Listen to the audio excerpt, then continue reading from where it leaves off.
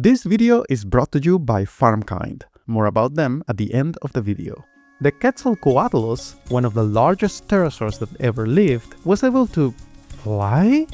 That doesn't sound right. I mean, look at this thing. It's the size of a giraffe. However, giant pterosaurs' ability to fly is really well established in the scientific community. So how on earth did this giant manage to fly? Hi, I am Ever and this is MinuteEarth. Thanks to the fossil record, we know that pterosaurs had wings with elongated hand bones, just like every other flying vertebrate. But simply having wings doesn't mean you can actually fly. If you're too heavy for the size of those wings, or if you can't flap them fast enough, you'll never get anywhere. And compared to the biggest flying creatures alive today, the koi bustard or the wandering albatross or even the Andean condor, depending on how you measure it, the Quetzalcoatlus was way bigger. But despite this giant pterosaur's wingspan, scientists estimate that it was only about as heavy as a large pig. Now, with the wing-to-mass ratio looking more decent, giant pterosaurs still need to be strong enough to flap them. And while wing muscles themselves are not preserved in the fossil record, we know pterosaurs had huge bumps in their forelimb bones and highly modified breastbones with ample attachment for powerful chest muscles, just like modern flying birds do. So it's reasonable to believe their wing muscles were pretty brawny.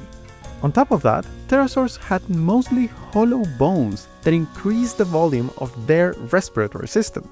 Again, just like modern flying birds, which allowed them to deliver tons of oxygen to all those flight muscles. All this likely helped the Quetzalcoatlus' big body stay aloft once it was in the air. But getting into the air in the first place is the hardest and most energy-intensive part of flight. Flying birds use their strong leg muscles to launch themselves into the air. That's why the bigger a bird is, the larger and more powerful its legs tend to be.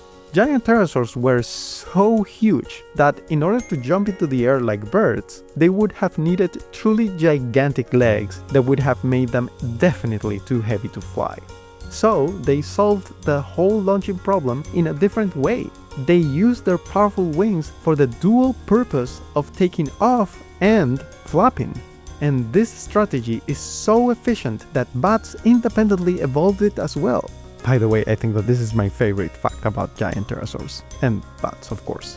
Once you look at all the evidence and the facts, it makes perfect sense that these giant pterosaurs could truly soar. They might look too big and wonky, but the Quetzalcoatlus was about as close as we've ever come to a flying pig. Pigs these days, of course, rarely fly.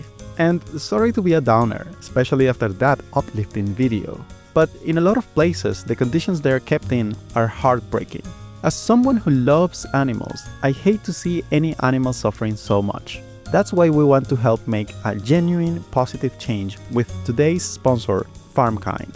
Farmkind helps improve the lives of animals by recommending expert-reviewed top charities whose work really makes a big difference, like Sinergia Animal, which is helping end the inhumane practice of keeping breeding pigs confined in tiny crates. Farmkind never takes a cut of your donation. It all goes to the charities helping animals. If you sign up for just $15 a month, that's just 50 cents a day, you'll save 350 animals from unnecessary suffering in your first year. Use the code MINUTE_EARTH for a 50% boost on monthly donations. If even a fraction of this community did that, we'd transform the lives of hundreds of thousands of animals. Check out the description for more info. Thanks, Farmkind.